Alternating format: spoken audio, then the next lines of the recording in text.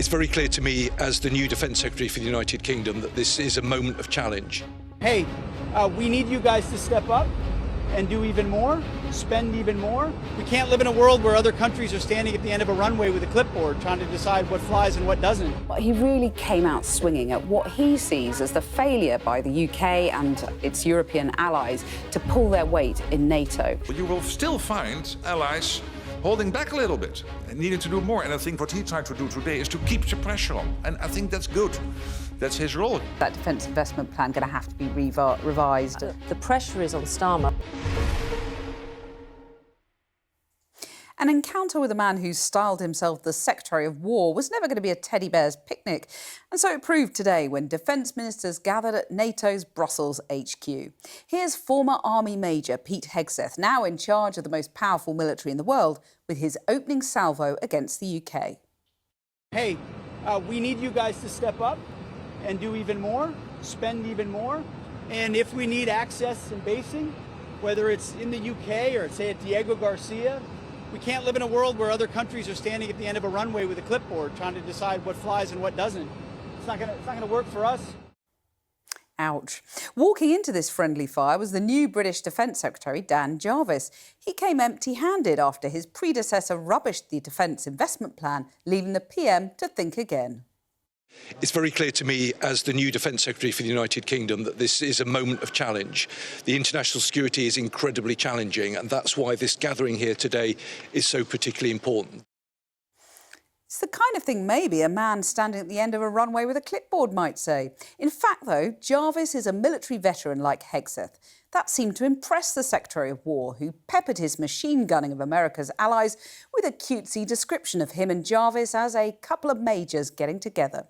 Frame it how you like, though. The message to the UK and Europe from America was uncompromising. And though he put it slightly more politely, the NATO Secretary-General said Hegseth was right. When you look basically more in detail, you will still find allies holding back a little bit and needing to do more. And I think what he tried to do today is to keep the pressure on. And I think that's good. That's his role. While they talk in Brussels, the Russian warship that fired on a British yacht is reportedly back on manoeuvres in the Channel. The EU foreign policy chief tells me Russia is testing how far it can go, underlining the urgency of spending more on defence.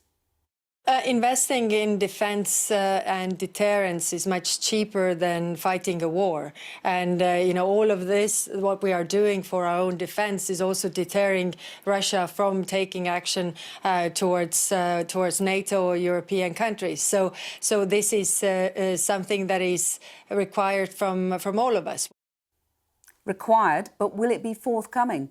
The new Defence Secretary's every word is being weighed, every move watched, not least by Moscow. Well, let's kick off the show then by hearing from someone sat round the table at that NATO summit in Brussels earlier, senior EU diplomat Kaja Kallas. I asked her about those concerns that the UK's current plans are going to fall short. All the member states are, of course, making great investments to defence, and all the governments are struggling as well because these are huge amounts of money. UK is one of the strongest armies of Europe, and clearly you have also taken the obligation under NATO. But you know, as a former Estonian Prime Minister, the daily provocations from Russia and, the threat that is entailed by that. What would you say, what would be your message to the UK and other members of the EU, indeed, about the sacrifices that might be needed, the urgency of this investment in defence? Well, investing in defence and deterrence is much cheaper than fighting a war.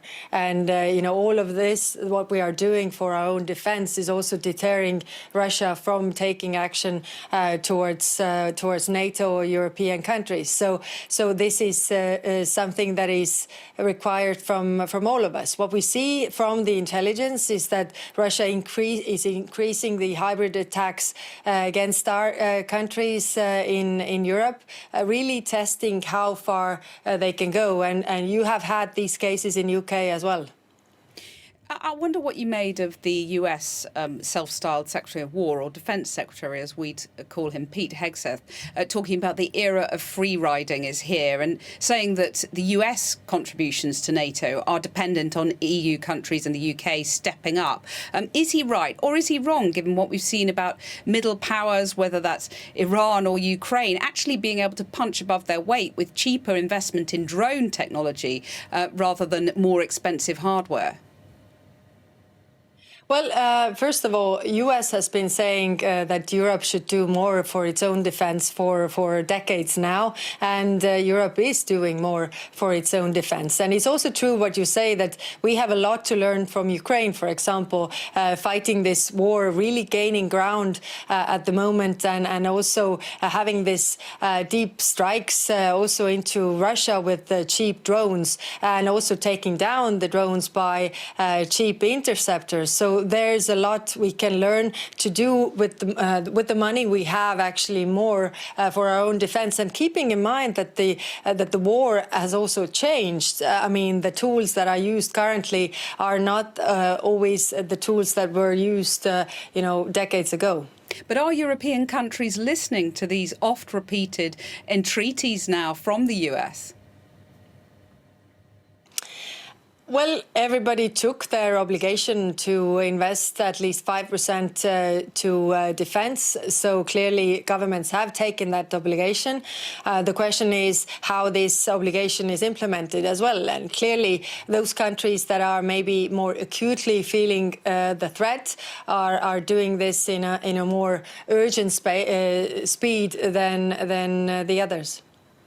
You have an EU summit meeting tonight, which will be addressed by Volodymyr Zelensky. I wonder how encouraged you were that Donald Trump signed a G7 statement pledging increased military support for Kyiv and sanctions on Russia. I mean, how important is it that the EU seizes the moment now and increases sanctions on Russia, makes those much tougher than they have been in the past? That was a very important statement and very much welcomed by European countries that US signed up to this, because we have been saying all the time we need to increase our support to Ukraine so that they can push back and also increase the pressure on Russia, which we are doing via the sanctions. We just recently put forward the 21st sanctions package, and we are working on doing even more, targeting the Russian military industry, targeting the shadow fleet that is, helping to Russia to fund this war. So clearly, if we do this together with US, with UK, with Europe, and like-minded partners around the world, we can have this impact that this war will stop. But how confident are you that Trump is genuinely on board? Because he's sort of drifted back to Russia on occasion, and he hasn't stayed the course with Ukraine. Are you confident now that there is a permanent shift in his perspective? President's words carry weight, so we take him by his words. Right. And there is a war of words within the EU on what to do about Ukraine's impending membership.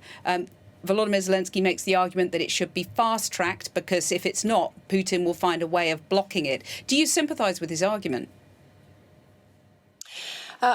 Ukraine, actually, Russia started this war because Ukraine chose the European path. So clearly, it's not in Russia's interest that Ukraine is becoming a member of the European Union.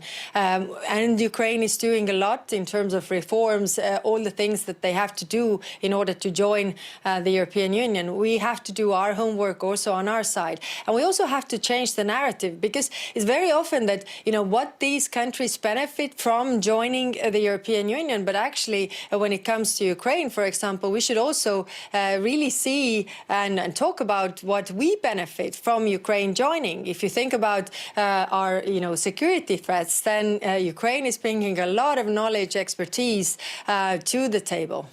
It sounds like you are sympathetic then to the fast-tracking Ukraine's membership, because quite a few EU members are worried about that, aren't they? I'm not saying fast track because they are actually doing the reforms. I'm saying that, we have all these requirements and conditions on one side that all the candidate countries need to fulfill. But at the same time, enlargement has always been a geopolitical decision. And if we look at the geopolitical picture right now, I think, the moment the opportunity window is also there that we should use to make our homework on both sides, for Ukraine as well as for the European Union. Of course, the Middle East will also be on the agenda tonight. I wonder what you make of Donald Trump's Iran deal. Is it a dud, as some have suggested, or is the world safer under this deal than it was under the Obama deal that Trump has scoffed at for so long? Well, it is a memorandum of understanding to actually start the difficult phase of negotiation on the critical topics. So right now, it is very important that this war stops. The Strait of Hormuz is opened. This is, I think, important for all the world because of the energy prices, because of the fertilizers that are going through the Strait of Hormuz. But we should really use this 60 days that is there to negotiate the difficult parts, the nuclear, also other critical issues. And we are ready to help in those negotiations because we have the expertise from the past. So the EU, you'd like to be involved in these negotiations and also reopening the Strait of Hormuz? Yes, we are clearly concerned what is happening in the Strait of Hormuz, but also in the Middle East wider region, because it's our neighborhood. So whatever happens in our neighborhood today will be our problem tomorrow. And that's why it's very important that we engage. And we do engage with our regional partners, Gulf countries, also Jordan, Egypt, to really talk about the future of the security architecture in the region. But you talk about the importance of those negotiations. Iranian missiles are not covered by the negotiations. How much of a miss is that? Well, this is clearly a concern for all the neighboring countries. Of course, I also hear the Iranian arguments that, before they could have maybe talked about the missile program, but now they have been hit. So, this is out of the question. But I think there are other critical issues, and clearly we need to see how the security of neighboring countries and Europe are also safeguarded, how we can actually reach this, sustainable peace in the Middle East that also covers the security of Israel, covers the security of other countries in the region. So it's much broader, and it's of course also connected to other issues in the region like Israel-Palestine and what is happening there. Well, just finally, you mentioned Israel-Palestine there. Just while you're here, Israel's foreign minister has severed all contact with you personally, alleging that you've made comments, and I quote, comparing Israel to the racist apartheid regime in South Africa when you met in Mexico. Do you stand by those comments? What's your response?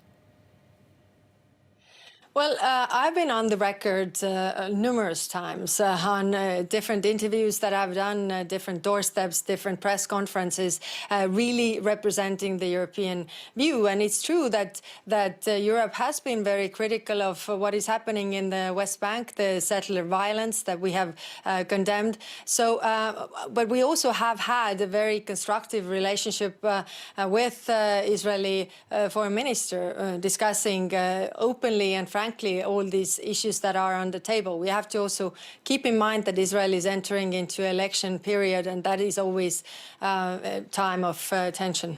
But you don't deny making the comments? Stand by the comments that I've made everywhere publicly, that you have hundreds of them. I'm representing the European position. I'm not going to go down the line that I'm commenting something that I said or didn't say in closed-door meetings, because that is a very slippery slope. I'm standing by the words that we have been presenting publicly. Pete Hegseth seems to breathe fire and fury. This is a man who in the past has talked about total war and stacking bodies and killing bad guys.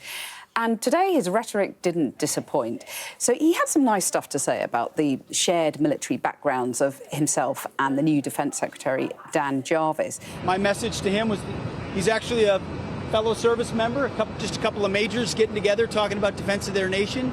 I love the fact that he's been in the combat zone. We talked about the similarities we have there. But he really came out swinging at what he sees as the failure by the UK and its European allies to pull their weight in NATO. So I'd say that Dan Jarvis really needs to turn up to the NATO summit in Ankara next month with a fully formed defence investment plan to please the Americans. Well, former Conservative Chancellor Kwasi Kwarteng, former Labour Education Secretary Caroline Flint are on the sofa tonight. It was quite predictable from Pete Hegseth, wasn't it? I mean, he's had a go at the UK and Europe in the past, and it was in the same vein, wasn't it? Absolutely. I mean, to be fair to Trump and his regime, he's been going on about this since the beginning of his first term. And he said to Europe, to NATO, we are spending all the money to defend you, and you, wealthy economies that you have, need to supply more, pay more for your own defence. But arguably, given back in 2018, he was threatening to sort of withdraw from NATO. All of that. But that's he hasn't. But actually, it's still pretty resilient, isn't it? Yeah, but that's his negotiating style. He's going to come up with the most. We've seen this so many times. He'll come up with the most extreme position. He'll say he'll buy Greenland. He'll invade this or that, and then sort of rationality creeps in. But they've been very consistent about putting pressure on European countries, members of NATO in particular, to pay more. Is it working? I mean, are UK and other countries getting the message?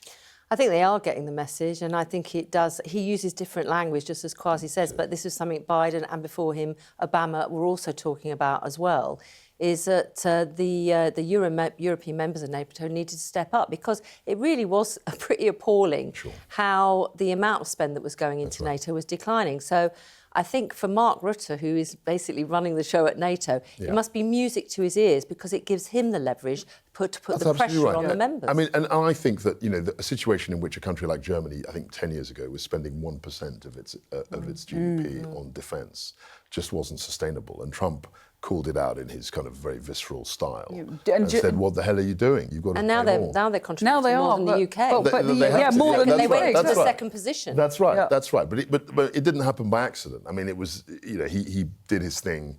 He made extreme threats, and then they came up with the money. But do you think the UK needs to basically emulate Germany now? I mean, is that defence investment plan going to have to be revised and beefed up? I don't think it's about necessarily emulating Germany, but they've all said, NATO, the target for every member of NATO is to have 5% of GDP on spending. Their core spending, 3.5%. Now, we've signed up to that. The pressure is on Starmer. Obviously, we had last week, and you had a former minister, defence minister on, but also with the resignation of John Healey. What has become part of the argument now is not about disputing where we need to be by 2035, which is 3.5%. John Healey's point was, in the plans that were put to him, which he saw last Monday, he said for the first time, his view was, and I think a view of a number of people, if we don't get to 3% by 2030, there's no way we get to 3.5. So the devil is in the detail of things. The problem for, obviously, the new Secretary of State for Defence is we're still waiting the outcome. There's been lots of rumours about whether Dan Jarvis is going to get more money. That has been pushed down by Number 10 and Keir Starmer.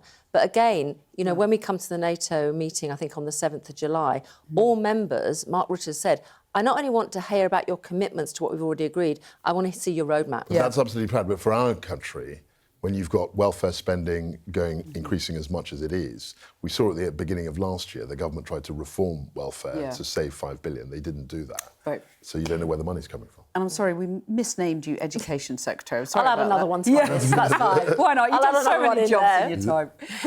Well, this time last night, details were starting to emerge about the US deal with Iran. And since then, criticism of it has been growing, mainly from Israel, but also from some Republicans in Washington. And in the last few minutes, Donald Trump has posted a message claiming the markets are loving his deal. We expect a complete ceasefire on all fronts, he says. Well, our political correspondent Ali Fortescue has been travelling with the Foreign Secretary for the last couple of days and sat down with Yvette Cooper in Cairo to ask her what the UK made of the deal.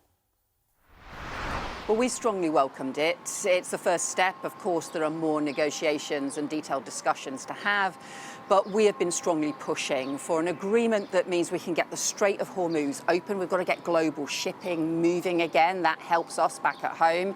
And of course, we've always maintained that Iran must not be able to develop a nuclear weapon. This is about our security and also our economic security, because those go hand in hand. The US is pledging to stop sanctions on Iran when a final deal, if a final deal is signed. Would the UK do that? Well, our sanctions and European sanctions have all been linked to the nuclear threat from Iran, and it's why we strengthened the sanctions in the autumn, because we were concerned that Iran was going further in terms of the development of nuclear weapons and was not allowing the inspections that we need. And so that's why our sanctions have always been linked to progress on those nuclear issues, and that won't change. So if there is progress before this 60 days, would we look to remove those sanctions? Well, as are tightly linked to the nuclear progress and to the discussions that we had in the autumn through the United Nations. And so that will continue to be the case. It would always have been the case, will continue to be the case. It will be linked to nuclear progress. Do you think there will be nuclear progress? I mean, the line in this MOU says Iran reaffirms it shall not procure or develop nuclear weapons. I mean, do you think there is going to be progress? Do you believe that? Well, it's really important that this agreement does include that agreement that Iran should never have a nuclear weapon. We cannot have that kind of threat to the region or to the world. We now also need to make sure that we have the technical talks about the implementation. That includes about stockpiles, it includes about inspections and verification. All those issues are really important. So those technical discussions need to take place. But the bottom line is really simple. Iran must not have a nuclear weapon. Do you think we're looking at a deal similar to the JCPOA, the deal that Obama signed? Well, we need the technical talks to move forward. We need the progress on the inspections.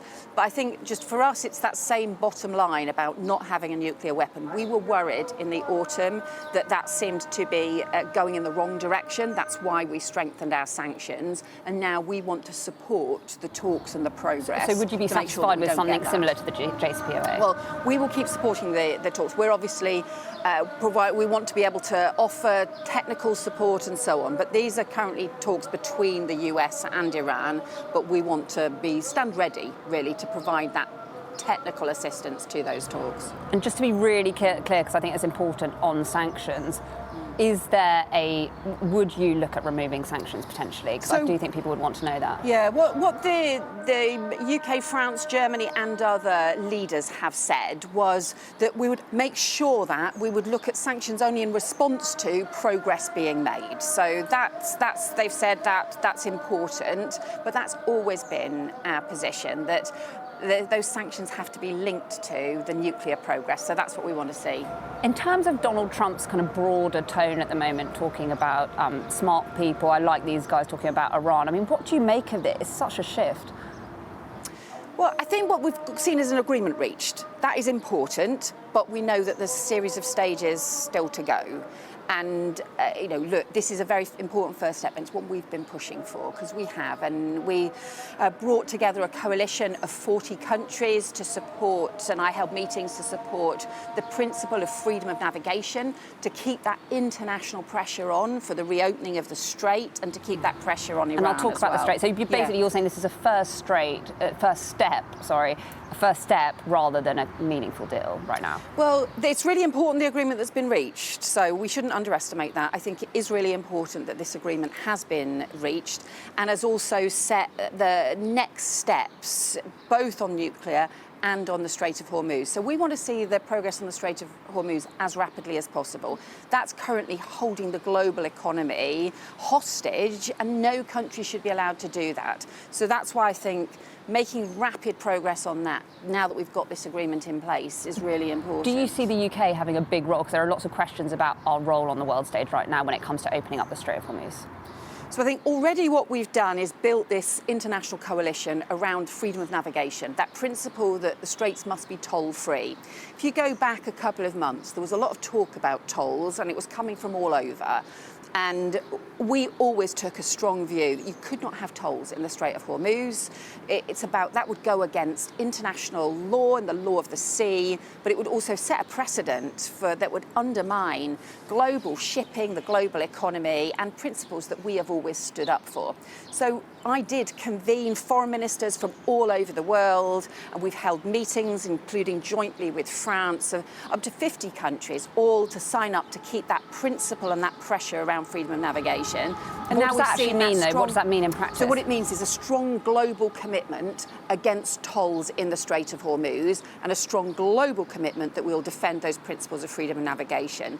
I think the second role that we can play is the work that the UK and France have been doing together to pull together a multinational maritime mission to provide support for demining, to provide support for reassurance for shipping, if it is needed, in order to get the Strait fully moving What's again. the kind of time frame on that? I mean, I know there's a ship already in the region, British ship with demining capabilities. Could that be on the Strait very soon, demining the Strait? Well, we want Iran to do the demining because they should know, frankly, where they put the mines in the first place. So we want that process to start. But what we're doing is, with France and also with the support of other countries as well, making sure that there is demining capability in the region, ready to be used if it is needed, and also to be able to do When could it be needed, do you think? So we don't yet know the full timetable, but from our point of view, we want this to move as fast as possible. We really need the ships going through. It's not just about oil and gas, it's also about fertiliser. It's about food crops across the globe. And if we don't get things moving fast, this has a long-term impact. This has an impact for, the whole of the next year, because if we miss planting seasons across the world, and that's why we really need to get this moving coming days fast. and weeks, we could be playing a role there. Well, we want to see it moves as fast as possible, but look, there's technical issues here when it comes to demining. That's got to be done properly and safely. We want Iran to get moving on this, but we're also standing ready to provide additional support and assistance. And the UK demining capabilities are currently on the way to the region. We've got one ship there already, and we've also got the work we're doing with France, who also have capability in the region as well. We're hearing reports this morning of an Israeli drone strike in southern Lebanon. Does this entire deal hang in the balance while there is still fighting between Israel and Hezbollah in Lebanon? I'm extremely concerned about what's happening in Lebanon. We have said for a long time we're deeply worried about Israeli escalation in Lebanon. We've also strongly condemned the Hezbollah attacks that we've seen, because Hezbollah have been a proxy for Iran.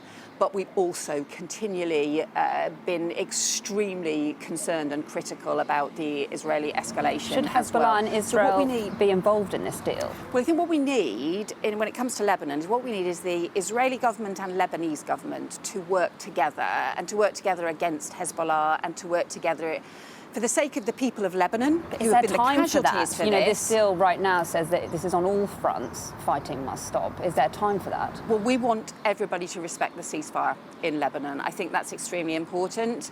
And then I do hope that we can see the cooperation between the Israeli and Lebanese governments, because that is the best thing for the people of Lebanon. I actually think it's the best thing as well for the security of Israel, for the security of Lebanon, and for the security of the whole region too. Well, Kwasi and Caroline are on the sofa tonight. Caroline, Iran's supreme leader said that Trump made this deal out of desperation. Is it, in fact, a dud, in your view? Look, I think everyone's breathing a sigh of relief, to be honest. Yvette Cooper's Foreign Secretary, but all those other countries. And let's not forget Saudi and all the other countries that have massively been affected by this, with bombing on their own territories. So I think everybody's breathing a sigh of relief that actually, if the fighting stops, if the ships can get through and we can get supplies of oil and gas and fertilisers and other products moving around the world. I think we were talking earlier, just before the show, the markets are responding very positive. Well, and Trump's drawn attention to that, hasn't he? Right. Yeah, exactly. The markets love it. But it is weird, just to say, it is weird, given that if we roll back, 4 months now to February, it was all about regime change, a real change. And when you look at those 14 points, look, a memorandum of understanding is welcome, but it's hard to see at the moment where actually, apart from opening up the straits that were never closed before this conflict started, what the US have actually gained from it. Kwasi? Look, I think you're quite right. If we look at February, when this thing started, I think it was in February, the narrative was that Israel were very, very much egging President Trump on. They were with him and said, we've got to deal with the Iran threat. Now, all we need to know is that he's done a deal and Israel aren't happy with the deal. So the two allies who started this conflict, essentially, have now essentially got a very different view in terms of the deal. I've spoken to people in the Middle East and they said, well, Iran has got lots of things that they wanted. And I think what Trump did, and I can say this, I'm not, in part of the government, I think he attacked them, he bombed them, he thought he would take out the leadership and that the regime would crumble and be toppled. I think that was his assumption. That didn't happen. So now he's scrambling to do a deal as quickly as possible because obviously it's had an effect on inflation, it could have an effect on the global economy, and he's got midterm elections in 3 months or 4 months. Yeah. And I think a lot of people in his base were never happy with this war. And that's why I think he wants to do a deal. Yeah. Are we in a worse situation now, globally in terms of security than we were when Obama did the deal with Iran, which obviously, Trump sort of railed against, hasn't he? Well, I think there's always been, I think if we're fair about this, even for Obama, it took 2 years to get the deal he had. It never completed in terms of its journey about where it would end up and what we would expect. So I think, we're in a bit of a stalemate. My sense of it is, in terms of Iran, is just sort of stopping the violence, stopping, the closure of the Straits. But fundamentally, we've still got a country that hugely represses its own people, and there's no change for them. So I think from the regime's point of view, I think you're right. From the regime, it's a win for them because they're still there. As Caroline said, it's a stalemate. They now know that they can shut the Straits of Hormuz should they wish. Yeah. They never did that before. Yeah. And that's a real win. That's proving that and they're being given billions. They don't need a nuclear bomb. They could just shut that. And so I think, many people in the region that I've spoken to, and Israel clearly have the view that, hang on, Iran has done really well out of this. You heard Yvette Cooper talking about the urgency of getting products moving and so on, and the planting season she was referring to, wasn't she? I mean, the legacy of this war, obviously, Kwasi was talking about the midterms and Trump's worry there, but it'll have a long tail for all of us, won't it, Caroline, in terms of cost of living? Yeah, I think I was looking at some the other day. So it's it's put £19 on if you do diesel in your car, about £13 on petrol for a tank of that. So it has had costs. It's had repercussions here in the UK. And the problem about this as well is there's always going to be a bit of a lag. I mean, obviously, we will see the price of a barrel of oil going down, but there's always a lag in this. And of course, for the UK government, one of the things it has been sort of thinking about over the last 4 months is what do they do as, the energy price cap changes and we go into winter, because obviously this has been happening in the warmer weather. But when we get into the autumn, will that tail, if you like, have an impact on people's bills in winter 26, this 27? is just the third. And what are they going to do as a government about that? Taking a longer view, in the last 6 years, we've had 3 massive shocks. So there was the whole COVID situation where billions and billions were spent and taxes had to rise to pay for it. And then we had the Ukraine war. People forget that. But that had a massive impact on oil prices and gas prices, much like, probably worse in the case of gas than this war. And then the third shock we've had is this Iran war. And Trump's gleeful post earlier, just a little while ago, talking about the markets loving the deal and so on. I mean, there's a lot of people in the administration who stand to make quite a lot of money out of the way this they're governing. What do you make of that? So look, I think with Donald Trump, obviously he's very focused on money making. He wants to make America great, but that means you've got to make money. It's what he's most excited about. When you hear him talking about, and his even yesterday at the G7, he was really excited about Versailles in a kind of real estate. Yeah, and he loved it. But his base hated the war in Iran because he basically said when he campaigned in 2024, 2 of the things he campaigned on was, I'm not going to do any wars, I'm going to stop all of that, and I'm going to cut down inflation. Biden was killed on the inflation issue. Yes. Yep. And then he creates a war that spikes inflation. And his base, the people in the Midwest, wherever they are thinking, we didn't vote for this. And that put him under a lot of pressure. Well, lots more still to come, so stay tuned. Well, Monday saw government announce its plans to ban social media for under-16s. It was met with a raft of reactions from celebration to concern and frustration. And big questions remain about exactly how it'll be implemented. Well, a little earlier, I sat down with Baroness Beeban Kidron, who founded 5 Rights, which helps equip kids in a digital world, and reality TV star Georgia Harrison, who's been a vocal online harms campaigner, to talk about it. I think the social media ban's so important, and it's something evidently we need because we've been asking tech companies for a long time to try and make children safer, but it's just not been good enough. So what has happened is very important, but for me, this coming down to children, it is a symptom of a much larger problem. And the problem is these algorithms, it's misogyny, it's the manosphere, it's the people that are funding the manosphere that is all leading to so much danger, so much hate towards women. It's like these people are literally making your sons angry at women to then monetize off of them. So I feel like that's something that we need to change because once a child is 16, 18, whatever it is, they're still being exposed to it and there's lots of problems online. So we need change algorithmically from the platforms as well. Yeah, I mean, Georgia made this really good point to the PM, Beeban, you know, that they can be protected until they're 16 by this ban, and then out they go, and there's misogyny online and everywhere. So what's your answer to the question that the PM didn't really answer? Yeah, no, I was really disappointed that he didn't answer it, and I think that as someone who said a child is a child until they're 18, and it's not that you treat a 17-year-old like a 5-year-old, but you have to have a progression. But I think what Georgia's saying, which I totally agree with, it's part of a bigger picture. It's actually, they are making money on the back of hatred and misogyny. And if they are allowed really to sort of make things travel further, if they're hateful, then that's actually not good for society, and it's not good for women, it's not good for boys. And a lot of what I see coming my way is really, really tragic because the boys are victims too. They do not realise that what they're doing is going to affect their relationships, affect their lives, and very often, I'm afraid, some of them end up in real trouble, you know, legal trouble.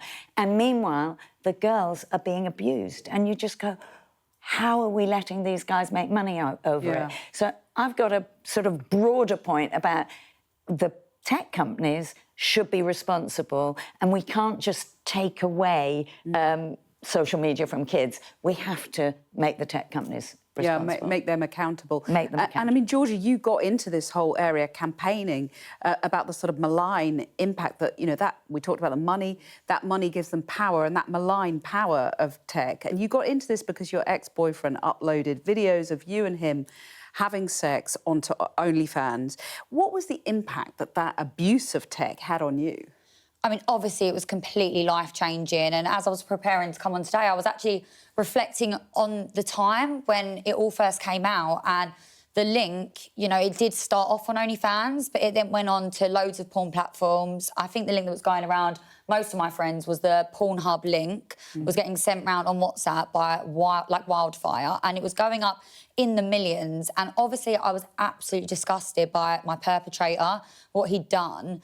But I was also so disgusted by all of these platforms that were making money off of it. And I was trying to get through to a lot of them. Some were responsive, but many of them I just didn't hear from at all. And I just felt like nobody cared. And I felt like it was just so unfair that they're obviously making money off this stuff. They know that there is space for unconsented footage online. And like you said, when something's negative, it has this power, it has this fire, and it just rips across the internet. And that is what it done. And I feel like there should be people high up in tech making sure it doesn't. And the one thing that kills me, that I want changed, is that you cannot speak to a human being when you're a victim of intimate image abuse. You don't have time. Every second counts. Every day counts. And if you can't speak to someone that is an AI, then what are you supposed to do? At the end of the day, if my Wi-Fi breaks, if my phone's not working, I can get through to someone at BT. I can get through to someone to sort it out. So when my life's falling apart and I'm being monetised sexually, how is it that I can't speak to a human? Yeah, and I spoke about this, but getting death threats in the last few weeks because of some of the interviews I did, and yeah, you just sort of have to absorb it, don't you? That's what it feels like as a woman. But you did speak to some of the people behind these platforms for your book, Users, and I was really struck by your story about a meeting with an incandescent Facebook executive who you haven't named, but he was sort of bemoaning the fact that the tech industry was being held to account from a small town in England, as he put it, and that was a reference to the Information Commissioner's office headquarters in Wilmslow, near Manchester. And you write in your book there was this contempt for the idea that democratic authority could reside anywhere other than Silicon Valley. I mean, the sort of power and the kind of sneering mentality of some of the bosses. Just expand on that. Yeah, no, I think that I've spoken to a lot of tech executives over my time. I've been doing this a long time. And I think I do agree with Georgia on her thing about being able to speak to them. And a lot of the bereaved families initially came to me because they knew I could pick up the phone to someone in Silicon Valley. And I found myself like the postwoman, you know, to discuss things when someone had lost a child, when someone was being abused in the way that Georgia was. And I have tried and failed, and it's a question the Prime Minister also hasn't answered, is why is there no one to go to as an individual in this country? Because the regulator, Ofcom, doesn't deal with individual complaints. Yeah. The companies don't deal with individual complaints. And very often the complaints don't meet the bar that a policeman would deal with it, or the police, I should say. Yeah. So, I mean, to your biggest point, I have found that they are in a bubble of such authority, and they put so much money around the lobbying of it all that they kind of go in and out of the White House and Downing Street and Brussels like cats through a flap, you know, and this sort of the power of the money and the power that they have because they are not subject to control. And I think in the book, you know, there was another section when I actually put to Meta's board that they should actually say how many children have been harmed each year in their annual report. I won the vote of the majority of shareholders, and Mark Zuckerberg himself and Nick Clegg with him and all the executive blocked it. Yeah, they do not care. And I think this is the, you know, when we talk about culture, I'm beyond culture. I want the law, I want democracy, I want alternatives. And I think we actually have to be tough, not ameliorating, because until we actually say this is not good enough, they aren't coming to the table. Well, and I want to come back to some of the lobbying that you write about in your book. But Georgia, on this point, you wrote this really good piece in The Times this week, welcoming the ban on social media, but calling it the easy part. And there was this great line that you had, a law that cannot be enforced is not protection, it's a press release. I mean, the failure to enforce existing laws, do you see the regulators to blame for that, the government or the companies themselves? Well, obviously, a lot of the laws are really new. And so after I got to speak to the Prime Minister, I was invited into DCIT to speak to some of the policymakers, which is amazing. And one of my questions was, you know, how do you quantify someone misusing this platform? Like, is it because one kid got through the net? Is it because 100? How are you actually going to hold them accountable? And they said, you know, it will come case by case, but it's basically going to be communication. If they say to a platform, we know this is happening, you need to change it, if they continue to not change it, eventually they'll have fines. But we've been talking for a long time about these companies getting fined for laws that have changed ages ago, you know, 48-hour takedowns, stuff like that. But I'm still yet to see anyone from a big tech company on the court steps with their head hanging down because they've got this huge fine. But I am still yet to see victims in the hundreds messaging me personally monthly about how they have been let down. And one other thing, intimate image abuse cases, the amount of people that are actually reporting this issue has gone up so much. However, the people that are actually getting some sort of justice for this issue is dropping. Yeah. So we are letting people down within what I've been fighting for so long. And for some reason, I removed a loophole that should have made it easier to prosecute. And what I'm hearing is it's not easier to prosecute. So is it the police, is it the tech companies, or is it the government that we need to be looking at to actually make it better? Well, I think there are three, there are three evils in the room, aren't there? There's the tech companies, there's the lack of enforcement, and there's the governments who don't do enough. And I think I just want to go back one step and say, this is a wholly designed system. It could be whatever it wants to be. Yeah, it is deliberate that it behaves in the way that it does. I mean, you make the parallel with tobacco, the tobacco industry. Well, what happened in the tobacco industry was fantastic. For years and years and years, they lobbied. And what they used to say is, it's our personal thing whether you're smoking or not. And then suddenly people started actually getting them on, what did you know? When did you know it? How much did you know about it was hurting? And that's happening now with tech, and that is happening now with tech. So I think that what we're seeing here is it's the design of service, and I think it will change. But I do want to say something about this enforcement. Fines, these guys are so rich. Last week, Elon Musk became a trillionaire. What does it matter, the fine? We've got to business disrupt. We've got to actually take the guys to court, and we've got to disrupt the business, and we've got to slow down their products and stop them making money.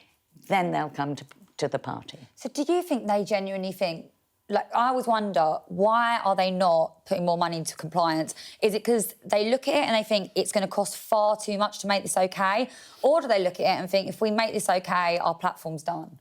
I think it's more the latter. So anything that costs them money is the thing that they're slowest to do, yeah? Even though they're trillionaires or millionaires, billionaires, and I think the thing is, we have this habit of making it individual. I've already mentioned Elon Musk, Mark Zuckerberg, but it is a system right across the tech sector, and it comes from a piece of history where they got away with appearing to be neutral technology and not in the middle of society and not subject to the laws of the And the land. lobbying does come in there because, I mean, you write in your book, that Keir Starmer was about to lead the UK into a vast transfer of wealth and power to Silicon Valley, and you write that his unexpected legacy might not be reform but capture by the industry. Is that still the case after this ban this week? I do think so. I think this Labour government came into power and they decided that their growth mechanism would be AI, and they looked at that. They took their opportunities plan, which was written by a tech insider. It was already in the inbox, and they took it and they decided to do a whole lot of things that don't necessarily benefit UK PLC. And in doing so, I think that they gave away a lot of things that could be very important to us.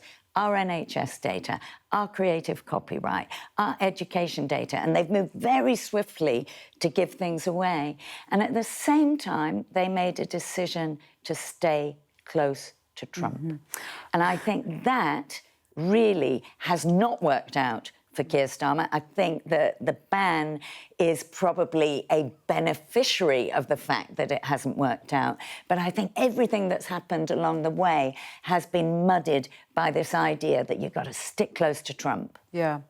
Georgia, I met your gorgeous little girl. She's still a baby, but do you have any hope that when she grows up, the online world will be safer for her than it has been for you? I definitely do. And that's why, I say there's more work to be done, but I don't think that takes away the fact that I think this is a change in history. And I think it's the first time that we're really starting to realise how dangerous it is in virtual reality and start to police it properly.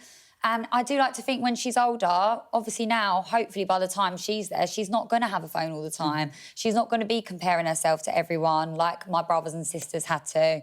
She's not going to be, hopefully, able to speak to a stranger in her bedroom at any point in her existence. And look, we know it's not like that now, but two of the things that have been brought in underneath this ban are that they're going to make it so children, one, can't live stream, and two, can't speak to strangers. And for me, that's a massive positive. And it just seems wild to me to think that we even do live in a world where that can happen. Yeah. I mean, so the Prime Minister, he didn't answer your question, but you're a supporter. I am. Do you know what? There was what? a big gap before you answered No, it's not that. Because obviously when it comes to really in-depth politics. I don't want to give too much of what my personal thought is, but I concentrate solely on violence against women and girls, internet safety. Yeah. And the times I've spoke to Keir Starmer, he has said that through his experience as a barrister, he really does want to change things for women. And I do think this government has done more changes for women than most governments ever have done in the past. There's been a lot of legislative change since he did come in, and you can't argue with that, but that doesn't mean that the problem is over, because it's far from over. And you're not going to let him off the hook. Georgia, Beeban, thank you both very much for talking about that. It's such an important issue. I'm really glad that we could chat it through today. Thank you. Thank you. Well, Kwasi and Caroline are on the sofa tonight. Kwasi, do you think this is the start of a sort of wider shift, this ban? And, you know, that actually the culture is changing and people's attitudes are changing? So I think this is a great example of how government is much slower to change and react than the technology, you know, in society. So when I was a minister, I probably would have been against a ban. Yeah, I mean, Tories are against banning things. But then when I came out of the House of Commons, I saw studies where teenagers, even 12-year-olds, not even teenagers, were seeing the most appalling violence. You know, beheadings, unspeakable things, people being chopped up in real life. And that actually distorts the brain. You know, if you're desensitised to that kind of violence at such a young age, that's going to have a lifelong effect. Yeah. And that's the reason why I'm much more in favour of the ban. I mean, Beeban highlighted how hopeless governments have been, successive governments, at regulating big tech, and they're all in the pockets of big tech. And you know that analogy of the tech companies being in and out of number 10 like a cat. That's not a bad thing. That's not. I mean, they employ a lot of people. I'm not. You know, there are lobbyists, there are people who are trying to shape policy. But I agree with you that we've been soft. They've in terms cowed of government. Yeah, I mean, it's a difficult relationship. I think, and there's a number of things. I think politicians of all parties, been naive about this. Yeah. And, you know, when I was a Home Office minister and was dealing with issues about organised crime, one report under my authority was published was about being one step ahead in terms of organised criminals. Now, in terms of this area of technology, in terms of public policy and regulation, you have to be people thinking, what's the worst case scenario of what could happen here? Now, that's not to be frightened of technology and AI and digital, but let's be honest here. I think politicians have been naive. I don't think they've been ahead of the game. Yeah. And as we know, and Georgia and the Baroness explained it really well, we've had these big tech companies showing a lack of moral fibre and a lack of concern for children and manipulative. And why are they doing that? To make money. But you've got to understand... we were saying before, they are libertarians who don't right. care. They're libertarians. Yeah, but a generation of... You know, I've got two daughters, one of whom is still a teenager. You know, a generation of kids have potentially been harmed by this, haven't they? Well, that's my issue, is that you have permanent harm. So if a 12-year-old looks on social media and sees an act of extreme violence, they're never going to unthink that. That's always permanently going to affect them. And I think that's really bad. I think the change has been, as well, as it always is with these things, is that there have been researchers and others pulling together more evidence about the impact on children. Yeah. Anxiety, mental health, the rates of bullying in schools, teachers saying, we cannot run a school like this. Yeah. And what is very interesting in the last few years, and I've been in favour of a ban for at least that amount of time, is schools that have banned them have seen a turnaround in how those children behave. Kwasi, you know, as a Tory, you don't like banning things. No. Are you worried about the mission creep of, like, facial recognition, for example, that, you know, where you're going to have this to work out kids' age, but is that going to creep into other government services in a way that worries you? Look, it doesn't worry me particularly, because I think the ban on social media is a very, very specific... You've mellowed, you know. No, I haven't. I mean, on some things, I think... But well, you know, we ban cigarettes. You know, we don't allow 12-year-olds to smoke cigarettes. That's the argument the Prime Minister made. We don't allow... But it's true. Well, I'm the person who bans smoking in enclosed public places, so I suppose I've got previous on this. Yeah. But it's I didn't agree with that. But with kids... Hang on a second. We've got to protect kids. But look at what's happened, and it's made a massive difference. But, I mean, just a few weeks ago... you know, when I was visiting Denmark, I had to do my facial recognition and fingerprints to get into as part of the new arrangements. And you don't worry? And I don't worry. I mean, I've always, you know, been in support of, you know, ID cards as a way we could use it. Because we give all our information to these tech companies and don't worry about that. Yes, because I think that they're just going to be ripped off. I mean, you know, we've got so many problems even with passports. I think our passports have improved enormously. But the really important thing here, can I just, is actually, what about, it's not going to be the only tool in the box. There will be children, as we've seen in Australia, who found ways around that. And I think, you know, Keir Starmer acknowledged that. But I feel we've got a break point here in saying this is about culture as much as anything else. Let's give our kids their childhood But back. above all, it's about the protection of children. Adults can make their own choices. That's what principle we established. We believe. Yeah, we can all get hooked on our WhatsApp. And then we can do that, and that's fine. But for a child who is not responsible, has not reached maturity, being exposed to acts of extreme violence or pornography or abuse is going to harm them, their brains, all their lives. And parents You're never going to unsee someone being beheaded. Parents have found it really media. difficult. But this does not negate the most important person to influence children is the parent. I find it fascinating that we've had so much agreement on the sofa Yeah, we tonight. have. That's right. I'm ID cards, he isn't. Thank you both very much for being here tonight for all of those discussions. But tonight we want to celebrate a true living legend. Jonathan the tortoise is now officially the oldest living land animal in the world. He was born before, wait for it, 1832, making him at least 194 years old. And for context, Jonathan outdates telephones, cameras, even the Eiffel Tower. He's seen 38 British Prime Ministers, 6 moon landings, 2 world wars, and yet just 1 English World Cup win. Hopefully he's alive long enough to see number 2. Congratulations.